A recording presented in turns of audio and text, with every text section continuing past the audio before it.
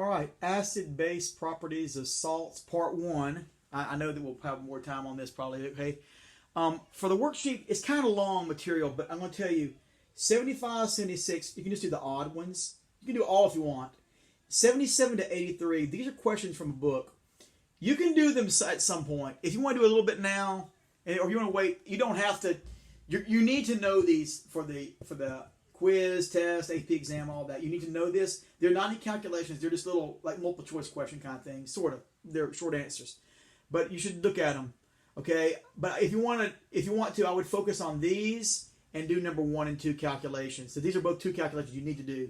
So to make it not be too much homework in one night, do these calculations and do these 2, and just look at these. Maybe do 1 or 2 of these for now, but then later, no, you need to do all of them. If you got time to do all of it, do all of it. You will get the answer key to everything. Okay, so I just don't want to make it like such a.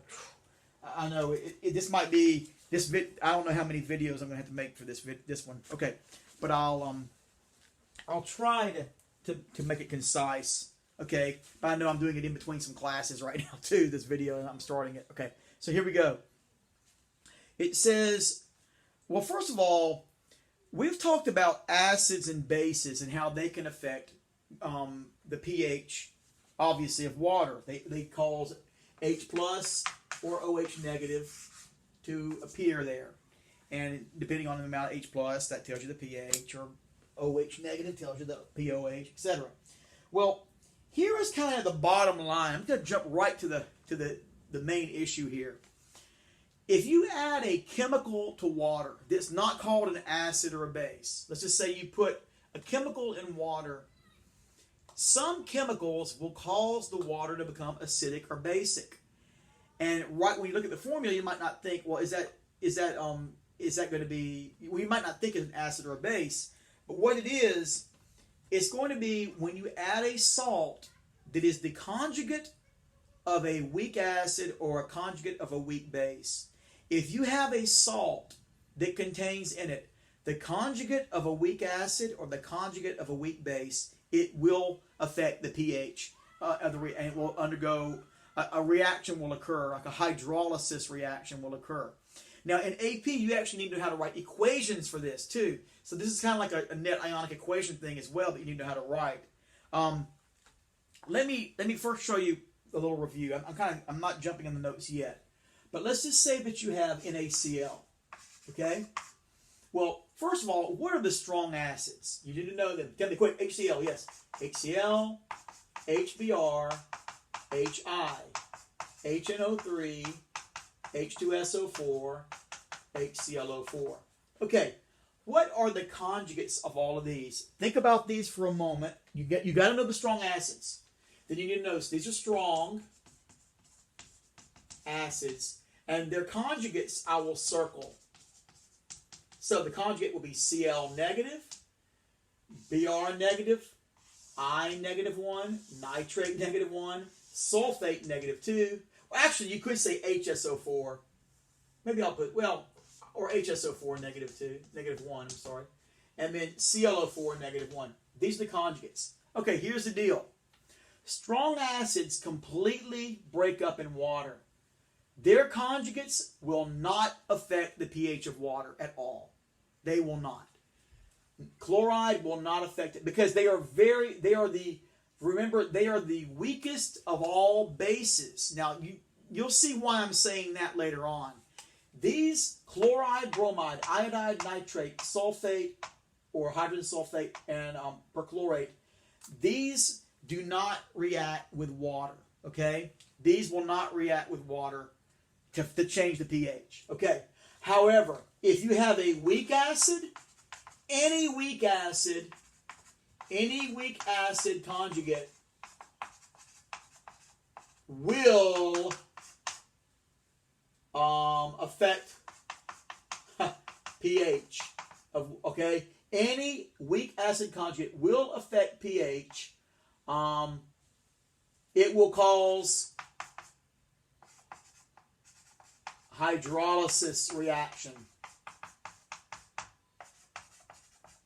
Any weak acid conjugate. So let's think about what are the weak acid conjugates. Well, here are the strong acids. Anything else with H and an anion is a weak acid. Anything besides these is a weak. So you take the anion and it will react with water to affect the pH. Okay? You got to remember that. Like, for example, let's just pick one, like make an easy one, HF. Yes, F negative 1 will affect the pH of water. Now, how will it do that? I'll show you in a moment. Sodium acetate. How about hydrogen acetic acid, HC2H3O2, or a CH3COOH. This is acetic acid, acetic acid. This is the anion, C2H3O2 negative 1. Yes, it will affect the pH of water. That's the anion, a weak acid. F negative 1, weak acid. This is the same as this one that I wrote in a different form, CH3COO negative 1. Yes, it will. So any weak acid's conjugate will affect the pH of water. You got to remember that, and I'm going to show you right now. And it kind of works out. I'm going to show you these two examples. All right. Now, there's also the conjugate of a weak base, and it will also affect the pH of water. There's less of those to worry about, but I'll show you that in a moment. Okay, so it says here, letter A, solid sodium chloride is added to water. Will the resulting solution be acidic, basic, or neutral? Okay, solid sodium chloride. I'm going to put NaCl in water. I put it in water. Okay, so it's going to break up. It's just going to become, well, I mean, you don't have to put the H2O. Well, I will put the H2O, I guess. But nothing's going to happen to water, okay? You're still going to have water now. They're just going to surround the sodium and the chloride.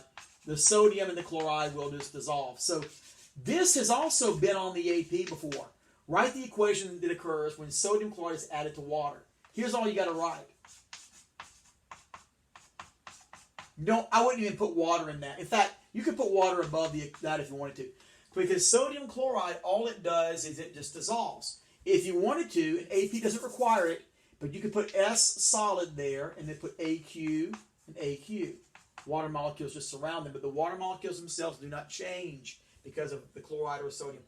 All right, so in other words, letter A, will the resulting be acid, base, or neutral? It will be neutral. Nothing happened to the water.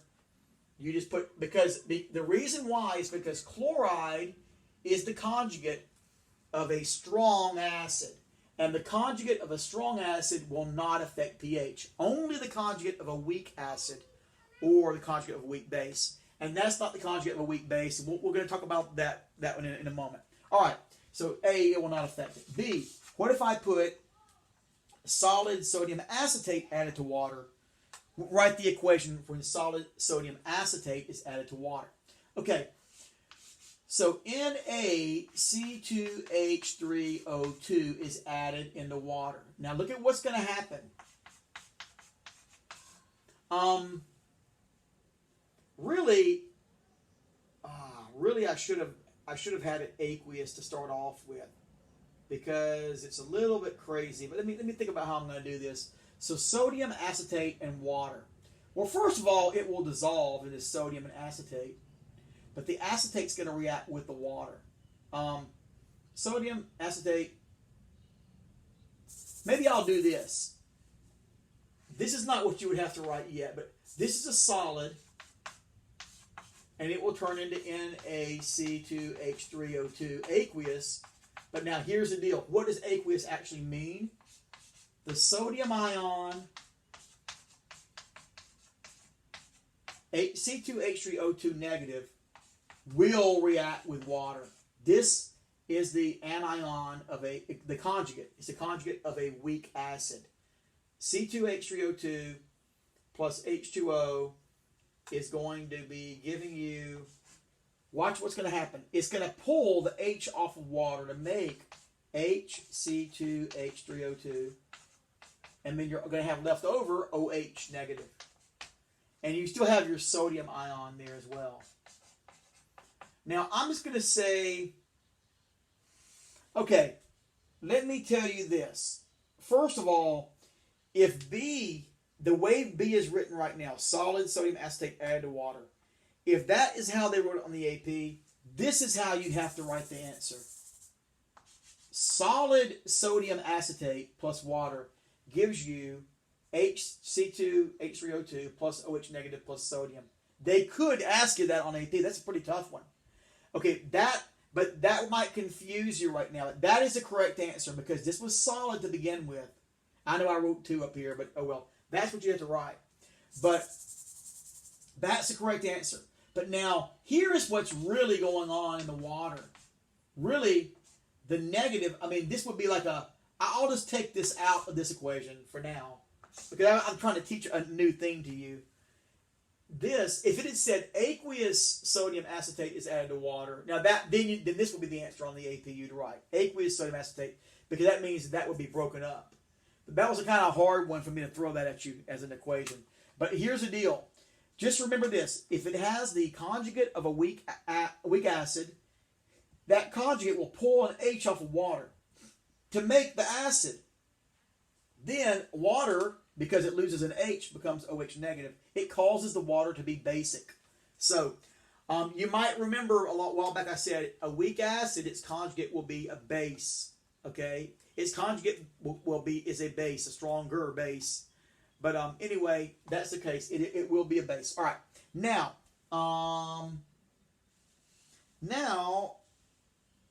there's a calculation part here that we're going to get into. I know I'm going to have to make another video, so let me see if I can talk about the strengths of the acids or the bases. You know, I don't really see a base example, and I ought to give you a base example first. Let me see if I've got time before I have to pause it. Yeah, I can do one. Let me do an example with a base. Okay, that was A and B. I should have put a C. All right. What will occur? And let's do this. Let's just say, I'll make it easier for this one. For C, I'll say aqueous ammonium chloride is added to water. Okay, aqueous ammonium chloride is added to water. Okay, for that one, now first of all, you have to realize that ammonium is the conjugate of a weak base. Remember ammonia? The weak bases. So I have you learn the strong acids and say everything else is going to be a weak acid, and its conjugate will affect the pH of water. But you should be aware of the weak bases, and I've told you about these before. Pretty much NH3, and then anything with an NH2 on it, or as we looked when we saw that CXHYNH2. But as we learned, it can also be CXHYNH or CXHYN even. But usually it's NH3 or NH2 is usually what you see for the weak bases. Now, what's the conjugate of NH3? It's NH4 plus. The conjugate of this is CXH, NH3 plus 1, NH2 plus 1, and NH plus 1. So you just add one more H to each one to get its conjugate. So if you see the conjugate, NH4 plus Cl, it will react with water. Okay, and I'll show you why. All right, so in water, ammonium chloride is added. So ammonium and chloride plus water. What are they going to do? Well, ammonium, being the conjugate of a base, it's actually an acid. It's going to give that H to water. You get H3O. Then you're left with ammonia.